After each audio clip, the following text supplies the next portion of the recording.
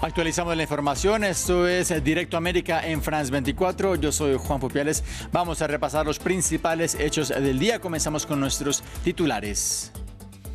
Ucrania afirma que rechazará cualquier plan que cruce sus líneas rojas después de haber recibido la propuesta de plan presentado por Estados Unidos que lo forzaría a ceder en gran medida ante el Kremlin.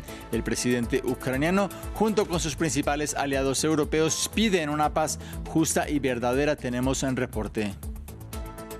La primera ministra japonesa Sanae Takaichi afirmó que desea mantener una relación constructiva con China, declaraciones que llegan en torno a las tensiones respecto a Taiwán. Desde Beijing aseguraron que la comunidad internacional debería estar preocupada sobre las verdaderas intenciones de Tokio. Decepcionada, así dijo sentirse la Unión Europea respecto al borrador de acuerdo de la cumbre climática COP30 que tiene lugar en Brasil. A horas del previsto fin de las negociaciones, hay rechazo a la falta de mención respecto a una transición desde los combustibles fósiles. En nuestra crónica de salud hablaremos de la lucha contra el tabaco en el marco de la COP, sobre el control de esta sustancia. El contexto actual es de una oleada de dependencia de la nicotina. ¿Qué acciones se están tomando y qué están haciendo las tabacaleras para contrarrestar los avances contra su industria?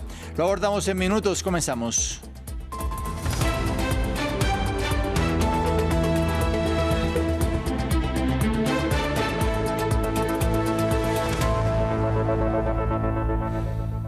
Damos inicio en Ucrania, donde un nuevo ataque sobre Zaporilla, al sureste del territorio ucraniano, deja 5 muertos. Esto mientras en el plano diplomático el principal negociador ucraniano indicó este viernes que su país rechazaría cualquier propuesta que cruce las denominadas líneas rojas, una respuesta a ese plan de 28 puntos promovido por Estados Unidos. Veamos más acerca de esa propuesta en el siguiente informe. El plan estadounidense para Ucrania, cuyos principales artífices son el enviado especial de la Casa Blanca Steve Witkoff y el secretario de Estado estadounidense Marco Rubio, consta de 28 puntos. Algunos en ocasiones son contradictorios. El primero de ellos en particular afirma que se confirmará la soberanía de Ucrania, mientras que el punto número 21 propone la anexión por parte de Rusia de varias regiones ucranianas. Crimea, Lugansk y Donetsk, actualmente ocupadas por las tropas de Moscú, pero también una buena parte de las provincias de Jersón y Zaporilla, donde la línea del frente quedaría congelada. Otra contradicción, el plan menciona sin detallarlas garantías de seguridad fiables para Ucrania, pero le impone limitar su ejército a 600.000 soldados. Para Washington, Kiev también debe renunciar definitivamente a entrar en la OTAN. Por su parte, la Alianza Atlántica debería aceptar no estacionar tropas en Ucrania. En cambio, se instalarían aviones de combate en Polonia. El plan autoriza una posible adhesión de Ucrania a la Unión Europea y dedica varios puntos a la reconstrucción de la economía y las infraestructuras del país. Una reconstrucción financiada en parte por $100.000 millones de activos rusos congelados invertidos en proyectos cuyos beneficios se destinarán en su mitad a Estados Unidos. Y $100.000 millones aportados por los europeos, que también podrán desbloquear fondos rusos. Más allá de este dinero, las sanciones contra Moscú podrían levantarse tras las negociaciones y Rusia volvería a integrarse en el G8 y en todas las instituciones económicas mundiales. Uno de los puntos incluso concede a los rusos el 50% de la electricidad producida por la central nuclear de Zaporilla, la más grande de Europa y ubicada en Ucrania. Por último, el plan estadounidense prevé una amnistía para todos los delitos cometidos durante el conflicto y exige a Ucrania que organice elecciones en los 100 días siguientes a su adopción.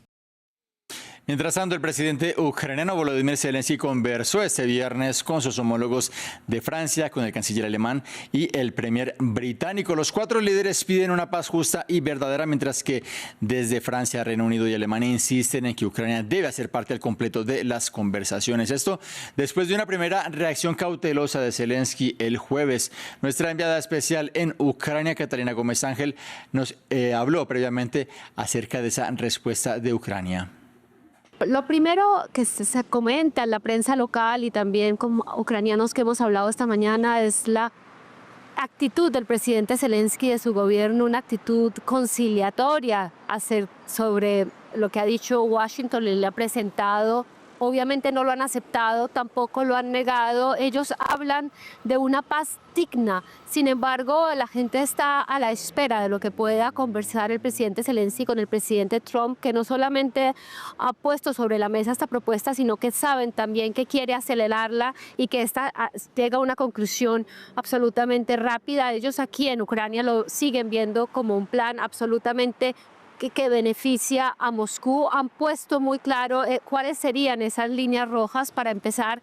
Nunca reconocer que esos territorios ocupados por Rusia puedan ser reconocidos como rusos, y también hablan de esas necesidad de Ucrania de defenderse. Sin embargo, aquí hay mucha confusión dentro de la población y dentro de los medios que todavía realmente no entienden lo que pudo estar pasando, todavía no entienden realmente qué tanto Ucrania estuvo involucrado en estos 28 puntos que fueron presentados ayer. El secretario de Defensa, el asesor Rostom Umarov, que fue el ministro de Defensa, habría estado en Estados Unidos. Él dice que no tuvo que ver nada con este plan. Él dice que solamente programó reuniones. Sin embargo, hay como veníamos hablando, hay gran confusión, hay gente que está muy triste, dice que realmente sienten que Ucrania sale perdiendo con este plan después de todo lo que ha sufrido y cuántas personas han muerto y cuántos militares han dejado la vida,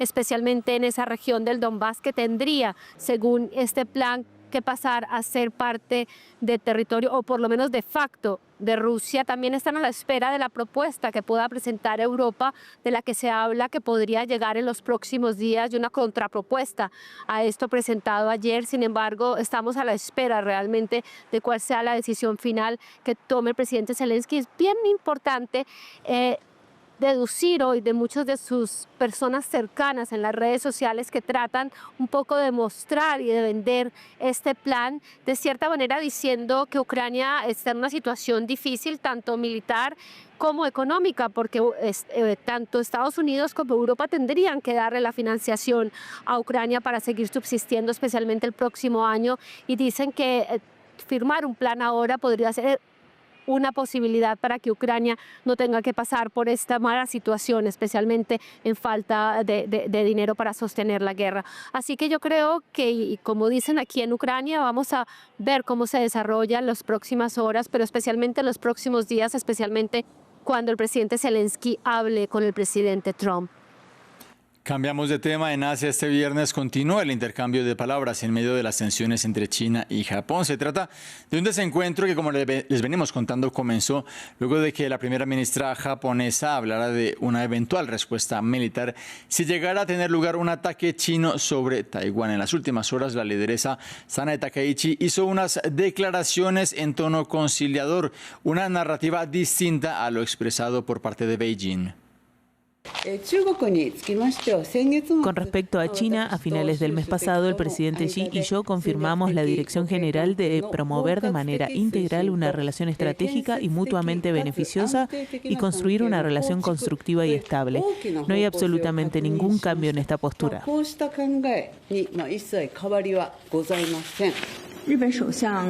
Las observaciones erróneas de la primera ministra japonesa Sanae Takaichi sobre Taiwán, que implican la posibilidad de una intervención militar en el estrecho de Taiwán, han socavado el fundamento político de las relaciones sino-japonesas y han suscitado indignación pública y condena por parte del pueblo chino.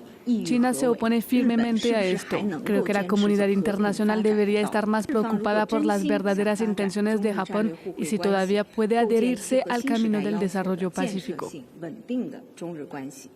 Al menos 15 muertos y 7 heridos deja la explosión de una caldera en una fábrica de pegamento en Pakistán. El accidente tuvo lugar en Faisalabad, una urbe de la provincia de Punjab, al este del país. Fue una detonación que causó daños de importancia en todo el edificio y cuyas causas están siendo materia de investigación. Pasamos a Reino Unido, donde un informe indica que más de 20.000 muertos por COVID-19 podrían haberse evitado. Es la conclusión de la investigación pública encargada por el Estado británico tras la crisis sanitaria que dejó fuertes consecuencias en este país. El documento también señala el caos que reinaba en el gobierno del entonces primer ministro, el conservador Boris Johnson. Más de 226.000 personas murieron en Reino Unido por el COVID. Veamos más en este informe. Demasiado poco, demasiado tarde. Así critica la presidenta de la Comisión de Investigación la gestión de la crisis sanitaria por parte del gobierno británico. Si el confinamiento se hubiera impuesto una semana antes del 23 de marzo de 2020, los datos sugieren que el número de muertes en Inglaterra durante la primera ola hasta el 1 de julio se habría reducido en un 48%. Esto supone unas 23.000 muertes menos. 23,000 fewer deaths. La autora del informe critica la inexcusable falta de reacción ante la amenaza, así como la cultura tóxica y caótica dentro del Ejecutivo liderado por Boris Johnson. Según ella, las fiestas organizadas por el primer ministro en Downing Street, en pleno confinamiento, debilitaron la confianza del público en las decisiones oficiales. Las familias de las víctimas destacan estas conclusiones como abrumadoras, que demuestran la gestión catastrófica de la pandemia. Mi madre falleció el 24 de marzo de 2020 y la presidenta de la investigación ha dejado claro que si el confinamiento se hubiera impuesto una semana antes, personas como mi madre se habrían salvado. Con 226.000 muertes causadas por el virus, Reino Unido registró uno de los peores balances de Europa. El informe recomienda medidas para gestionar mejor las crisis futuras, recomendaciones que el primer ministro Keir Starmer se ha comprometido a examinar atentamente. Momento de que abordemos noticias de América Latina. Vamos a Bolivia, en donde el nuevo gobierno ordenó eliminar el Ministerio de Justicia. Es un decreto del presidente Rodrigo Paz, que brevemente había destituido al titular de la cartera, Freddy Vidovich, quien presuntamente quiso ocultar una condena a prisión de 2015, una manera, según el mandatario, de despolitizar la justicia. Se acabó el Ministerio de la Persecución, se acabó el Ministerio de la Injusticia, se acabó el ministerio que era vender sentencias, se acabó el ministerio que era una forma de cómo chantajear a la sociedad desde el poder político. Ningún político, sea presidente, vicepresidente, senador, diputado, ministro, nunca más habrá la injerencia de la política en la justicia. En Belém do Pará, en la Amazonía brasileña, continúan las negociaciones de la COP30, las cuales quedaron retrasadas tras un incendio este jueves en uno de los pabellones que no dejó personas heridas. Naciones Unidas muestra esperanza en poder ahondar el compromiso mundial de frenar la utilización de los combustibles fósiles. Sin embargo, algunos países bloquean cualquier avance y la Unión Europea se declaró decepcionada este viernes con el último borrador de la COP30. Veamos más en el siguiente informe. Después del incendio, los participantes de la COP regresan a los lugares de negociación. Queda mucho trabajo por hacer a medida que la conferencia entra en su recta final. El secretario general de la ONU sigue siendo optimista.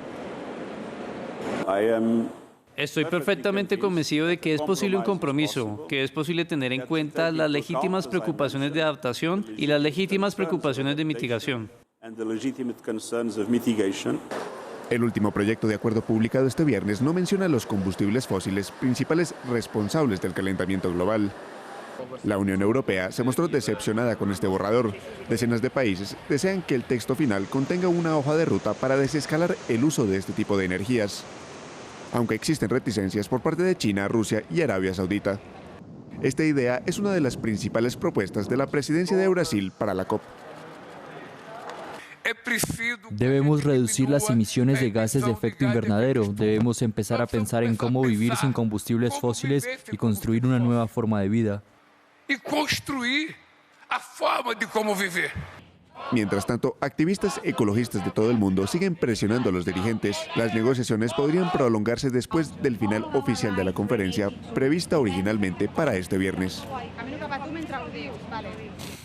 Terminamos en Tailandia con la coronación del desfile de belleza de Miss Universo, porque hay una ganadora de América Latina. Se trata de la mexicana Fátima Bosch Fernández. La representante de 25 años se impuso por delante de la candidata de Tailandia. Fernández había dado de qué hablar a lo largo del concurso luego de encarar al director de la organización, quien ella asegura la llamó tonta en el marco de una discusión por no seguir la directriz de promover actividades locales. Vamos con nuestro espacio de salud.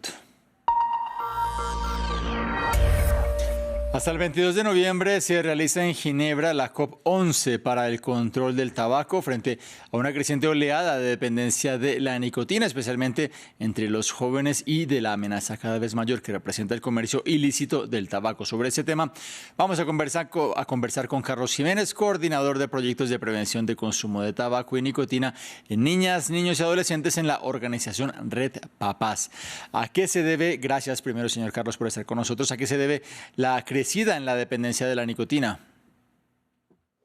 Muy buenos días, muchas gracias. Desde Red Papás encontramos que la venta y el mercadeo de forma agresiva por parte de la industria del tabaco y la nicotina de productos emergentes como los cigarrillos electrónicos, mal llamados vapeadores, puede responder esa pregunta. Productos que vienen en una presentación atractiva, una presentación en donde incorporan olores, sabores que son muy atractivos para niñas, niños y adolescentes, puede explicar esta situación que usted está cuestionando. Las normativas internacionales han avanzado en maneras de prevenir el consumo del tabaco, pero ¿cuál es el contrapeso que hace el lobby de la industria del tabaco para combatir este tipo de leyes?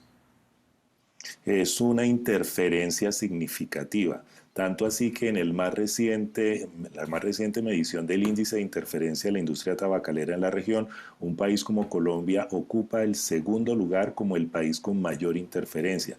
¿Qué quiere decir eso? Que la industria del tabaco y la nicotina tiene la capacidad de incidir en la formulación de las políticas públicas de salud del país. Y es una situación que pues también se ha denunciado y que se presenta en los diferentes países de la región.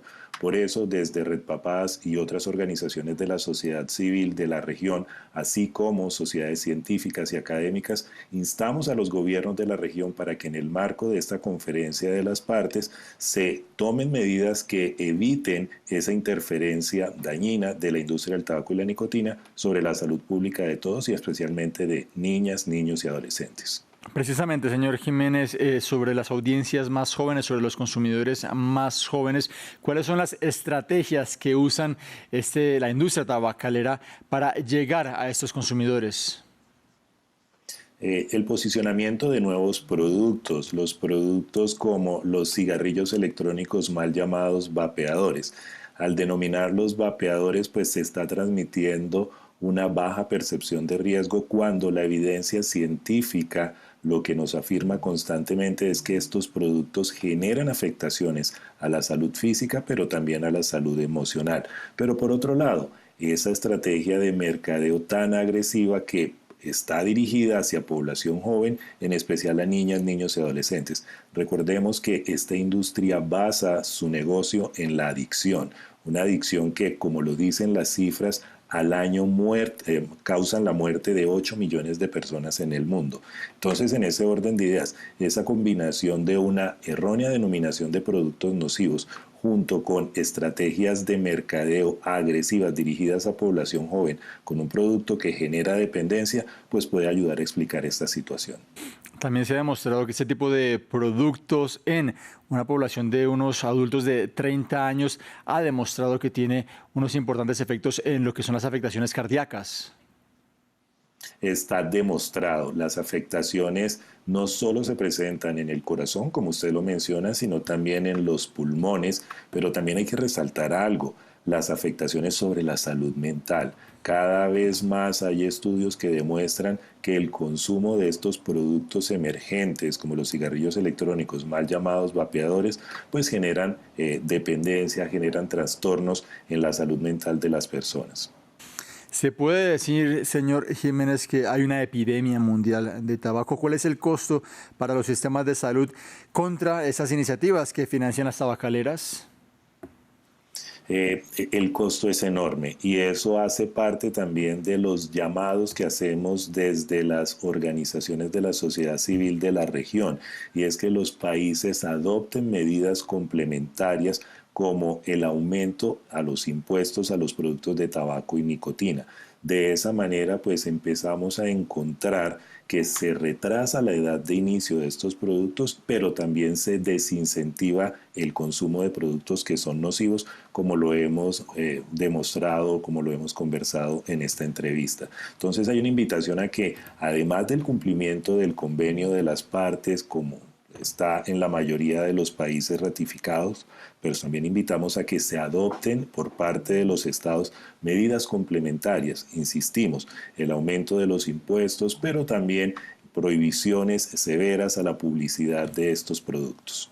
¿Cuáles son las otras aristas a las cuales hay que prestar atención en lo que se refiere a la industria del tabaco? Por ejemplo, el impacto medioambiental, los filtros de plástico de cigarrillos, que son una de las principales fuentes de desecho. ¿Qué destacar en torno a este aspecto? En este sentido, pues la industria del tabaco produce un producto que enferma, mata, pero que también afecta el medio ambiente, afecta el planeta.